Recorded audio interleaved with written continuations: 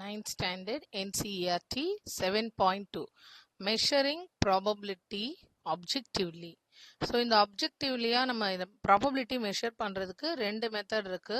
ஒன்று evidence from the experiment, அதை பேர் வந்து எக்ஸ்பெரிமெண்டல் ப்ராபபிலிட்டி அப்படின்னு சொல்லுவோம். இன்னொன்று தியோரட்டிக்கல் மெத்தட், இதோட பேர் வந்து theoretical probability. So 2 types of probability எப்படி நம்ம அதை மெஷர் பண்ணலாம் அப்படின்னு கேட்டால் நம்ம இந்த ரெண்டையும் சொல்லலாம். ஒன்று எக்ஸ்பெரிமெண்டல் ப்ராபபிலிட்டி, இன்னொன்று theoretical probability.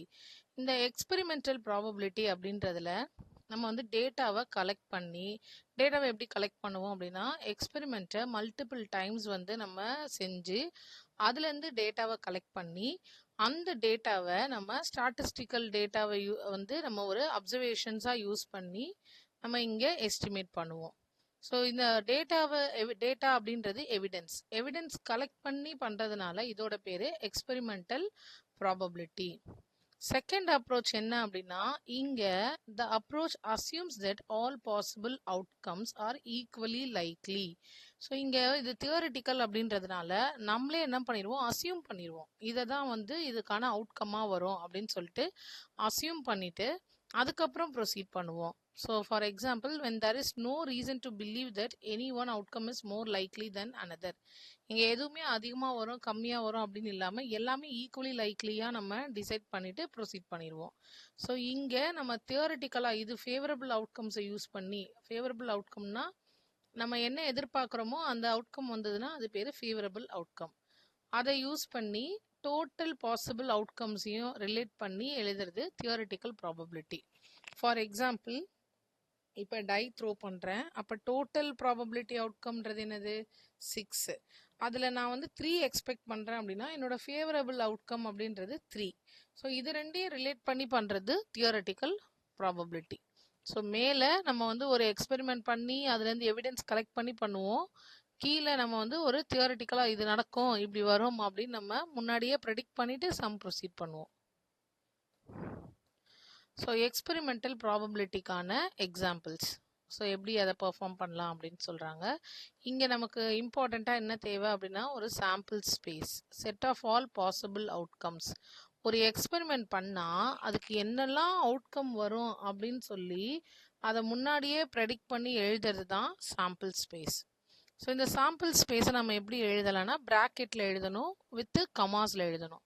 So first example 1 அப்படின்றது என்ன experiment, a coin is tossed. ஒரு காயின், காயின் அப்படின்னா ஒரு காயின் தான் டாஸ் பண்ணுறாங்க. ஒரு காயின் டாஸ் பண்ணால் அதோட சாம்பிள் ஸ்பேஸ் என்னெல்லாம் இருக்கும், ஹெட்டு கமா டெயில், இது ரெண்டு தான் இருக்கும் நமக்கு. Next a die is rolled. Die வந்து ரோல் பண்ணும்போது அதோட பாசிபிள் அவுட்கம்ஸ், சாம்பிள் ஸ்பேஸ்ன்றது அதோட பாசிபிள் அவுட்கம்ஸ். பாசிபிள் அவுட்கம்ஸ் என்னெல்லாம் இருக்கும்னா 1லேருந்து 6 வரைக்கும் தான் அதோட பாசிபிள் அவுட்கம்ஸ். ஸோ சாம்பிள் ஸ்பேஸ்ன்றது 1 2 3 4 5 6. Example 2, suppose you roll a die 50 times. So நம்ம இப்போ 50 டைம்ஸுக்கு நான் வந்து இப்போ பாசிபிள் அவுட்கம்ஸ் எழுத முடியுமா அப்படின்னா எழுத முடியாது.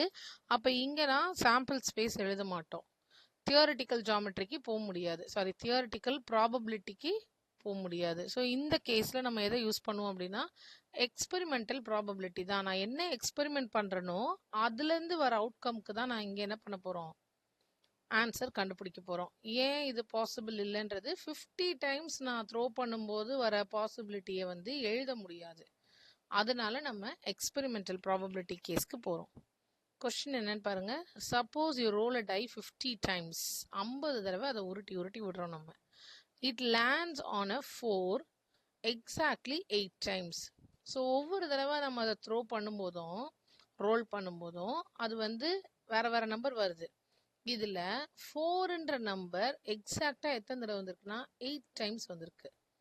ஸோ இந்த 8 டைம்ஸ் அப்படின்றது தான் என்னோட ஃபேவரபிள் கேசஸ். ஸோ நியூமரேட்டரில் 8, இட்ஸ் டிவைடட் பை எத்தனை தடவை மொத்தமாக ரோல் பண்ணுறோம் 50 டைம்ஸ். அதில் 4 எத்தனை தடவை வந்ததுன்னா 8 times. So 8 divided by 50. So experimental probability of rolling 4 is 8 by 50.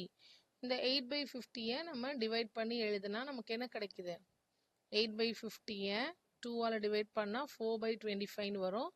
அடுத்து 4/25 நம்ம கேன்சல் பண்ணும்போது 0.16ன்னு வரும். ஸோ இந்த ரிலேட்டிவ் ஃப்ரீக்வன்சி அப்படின்றது ஆக்சுவல் டேட்டா நமக்கு இங்கேருந்து கிடைக்கும். Next, did you know the game of snakes and ladders? Snakes and ladders வந்து நம்ம இந்த டை யூஸ் பண்ணி விளையாடுற ஒரு ஏன்ஷியன்ட் கேம். இது ஒரு ட்ரெடிஷ்னலான ஒரு டைஸ் கேம். இதை யூஸ் பண்ணி தான் வந்து முன்னாடி வந்து இது எதுக்காக யூஸ் பண்ணுவாங்க அப்படின்னா consequences of good and bad behaviour. Various versions இதில் வந்து இந்தியாவில் வேரியஸ் வெர்ஷன் இருக்கு. இங்கே இருக்கிறது வந்து ஒரு ஜெயின் ஜான் சாப்பர்ட் இந்த கேமோட பேர் இது. ஸோ இது வந்து ஒரு ஜெயின் வெர்ஷன். இது 19th சென்ச்சுரியில் உள்ள ஒரு கிளாத்ல உள்ள டிசைன். இது snake and ladder design. Okay, first நம்ம எக்ஸ்பெரிமெண்டல் ப்ராபபிலிட்டி பார்த்தோமா. இப்போ தியோரிட்டிக்கல் ப்ராபபிலிட்டி. இங்கே தியோரிட்டிக்கல் ப்ராபபிலிட்டியில் இந்த பாசிபிள் அவுட்கம்ஸ் எல்லாமே நாமளே முதல்லையே ப்ரெடிக்ட் பண்ணி எழுதிடுறோம். So theoretical probability studies the likelihood of an event happening based on all possible being equally likely event. So expected என்ன இருக்கோ அதை வந்து ஒரு ஃபேர் சுச்சுவேஷனில் என்னென்ன வருமோ அது எல்லாத்தையுமே நம்ம லிஸ்ட் அவுட் பண்ணிடுவோம். இது இதுக்கான formula. Theoretical probability P equal to number of favourable outcomes, நமக்கு என்ன தேவையோ அது, divided by number of possible outcomes. பாசிபிள்ன்றது நம்ம முதல்ல ஃபிக்ஸ் பண்ணியிருப்போம், sample space. Example number 3. If you roll a standard 6-sided die, what is the theoretical probability of getting 4? So getting 4னு கொடுத்துருக்காங்க. இது வந்து நமக்கு theoretical probabilityன்னு கொடுத்தாச்சு. Okay, example 3. இந்த எக்ஸாம்பிள் 3ல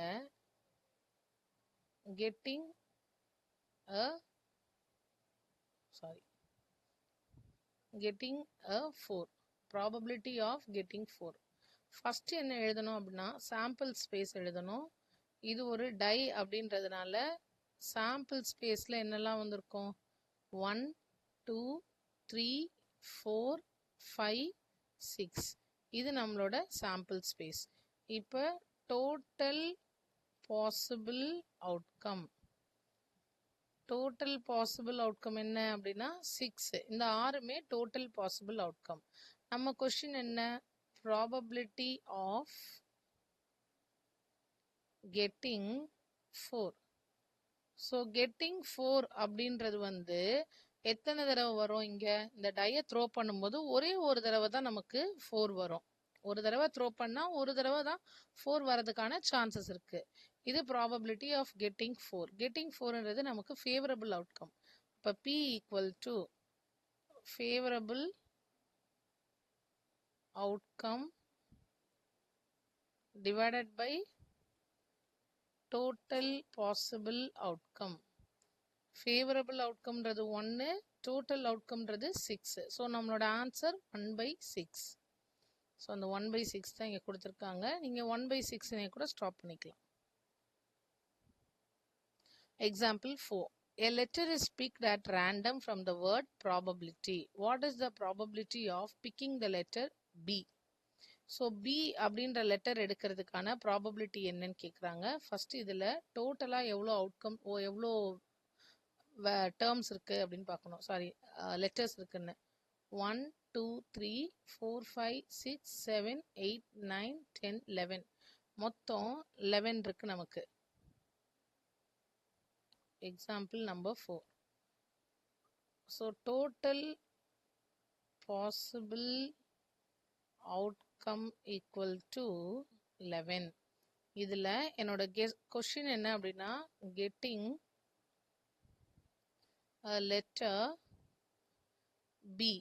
Bன்ற லெட்டர் வரதுக்கு நமக்கு எத்தனை பாசிபிலிட்டி இருக்கு, இந்த ப்ராபபிலிட்டியில எத்தனை இடத்துல B இருக்கு அப்படின்னா 2 இடத்துல இருக்கு. இந்த 11ல எனக்கு தேவையான ஃபேவரபிள் வந்து 2 தான். So equal to 2. இப்போ P equal to favourable outcome divided by total outcome. Favourable அவுட்கம்ன்றது பி லெட்டர் எடுக்கிறது 2 தடவை இருக்கு எனக்கு ஆப்ஷன். டோட்டல் அவுட்கம்ன்றது அந்த ப்ராபபிலிட்டின்ற வேர்டில் 11 லெட்டர்ஸ் இருக்கு. ஸோ 2/11 அப்படின்றது தான் நம்மளோட answer.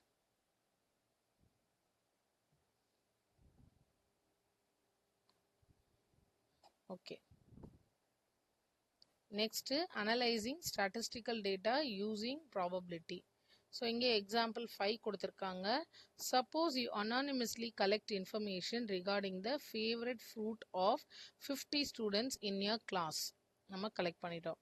Let us assume that the results are 20 students like mango, 15 students like apples, 10 students like bananas and 5 students like grapes. இது வந்து நம்மளோட question.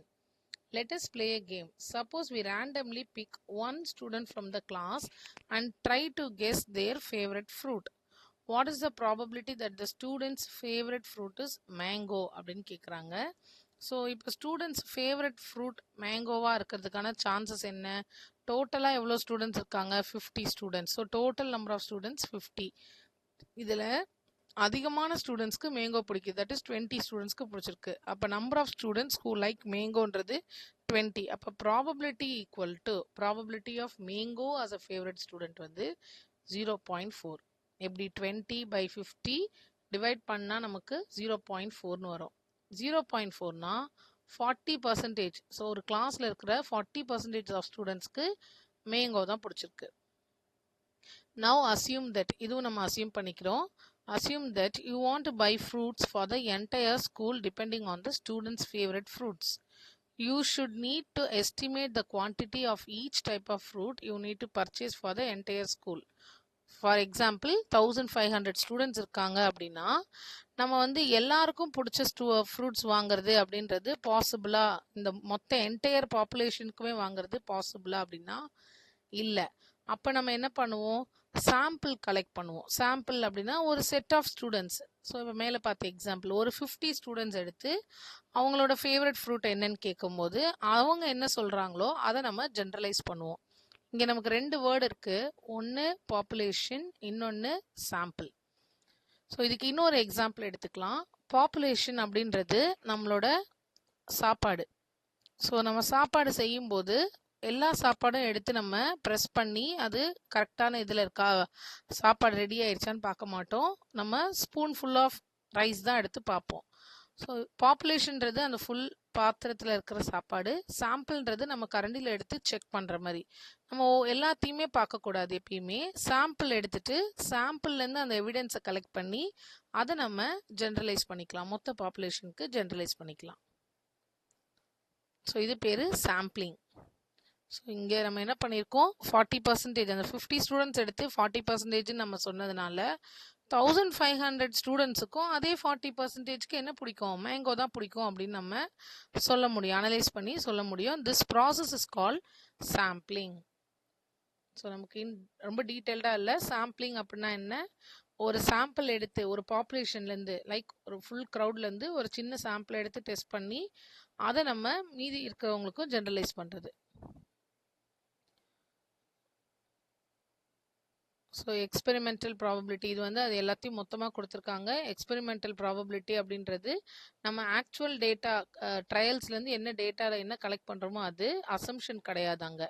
பட் தியரிட்டிக்கல் ப்ராபபிலிட்டியில் நம்ம வந்து அசியூம் பண்ணிக்கிறோம்.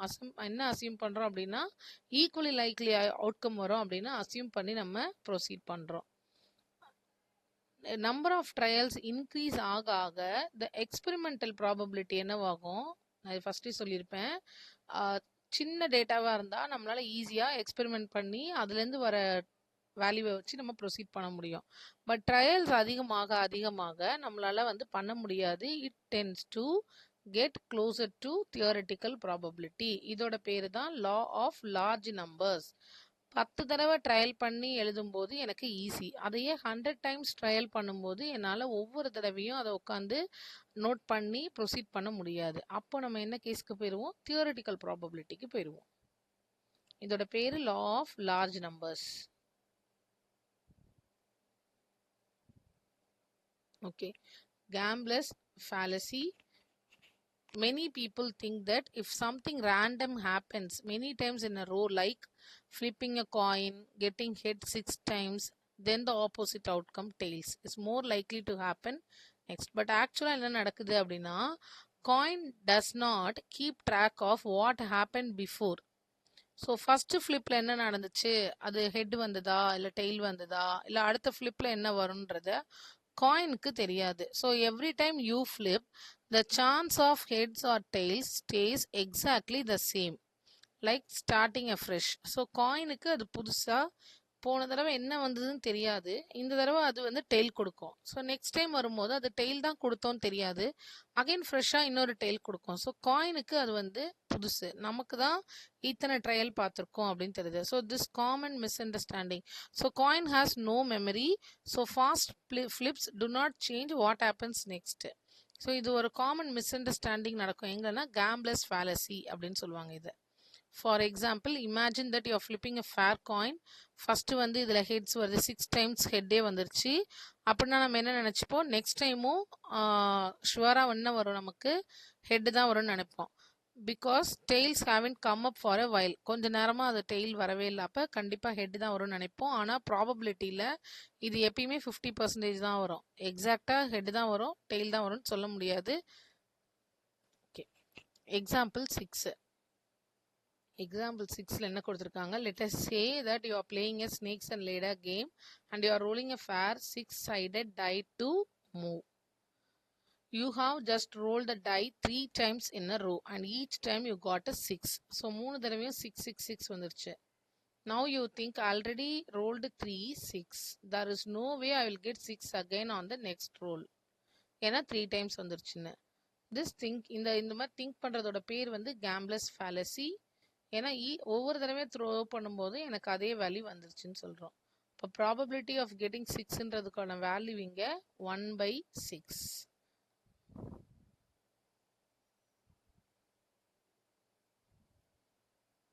Okay, next fair and unbiased. நம்ம வந்து காயினை பற்றி பேசும்போது we assume it to be fair. ஏன் அதை ஃபேர் அப்படின்னு சொல்கிறோன்னா, இட் இஸ் சிமெட்ரிக்கல். இங்கே மொத்தமே 2 தான் இருக்குது, ஸோ அதை சிமெட்ரிக்கல்னு சொல்கிறோம். ஒன் சைடு நமக்கு இந்த பக்கம் நமக்கு ஹெட்டாக இருந்ததுன்னா அந்த பக்கம் டெய்லாக இருக்கும். We call this property of coin been unbiased அப்படின்னு சொல்லுவோம். ஏன் அன்பயாஸ்டுன்னு சொல்கிறோம் அப்படின்னா, ரேண்டமாக நம்ம டாஸ் பண்ணும்போது இங்கே நமக்கு இந்த coin is allowed to fall freely without any bias or interference.